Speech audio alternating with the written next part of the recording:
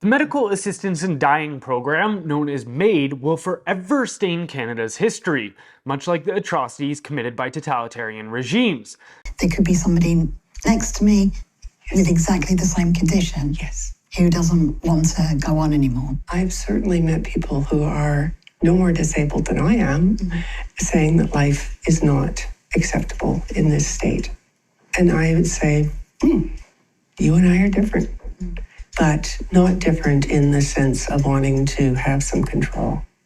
Apart from the fact I don't have the desire, I think probably I would be eligible under the Canadian law. Well, you'd have to be suffering unbearably, and you'd have to convince me that you were suffering unbearably. And from what you said, don't worry, I know you're not going to do anything here now. And I'm not scared. I'm not scared.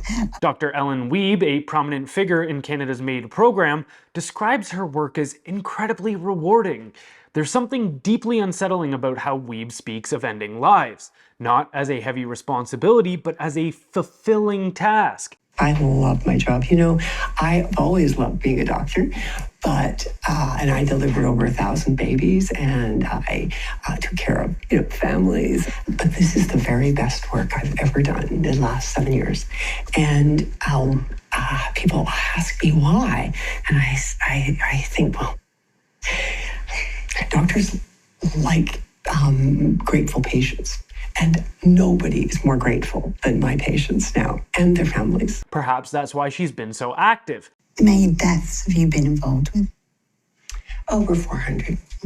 Her casual remark that hundreds is good doesn't reflect mercy, it reflects a detachment from the moral weight of ending human lives. Wiebe chooses her words carefully though, avoiding the term euthanasia because, as she says, that's what we use for our pets. Instead, she calls it assisted dying.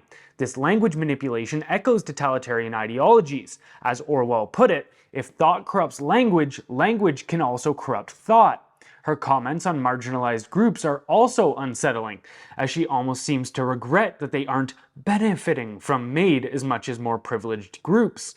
It says something twisted about our society when people start seeing it as unjust that minorities don't have equal access to ending their lives.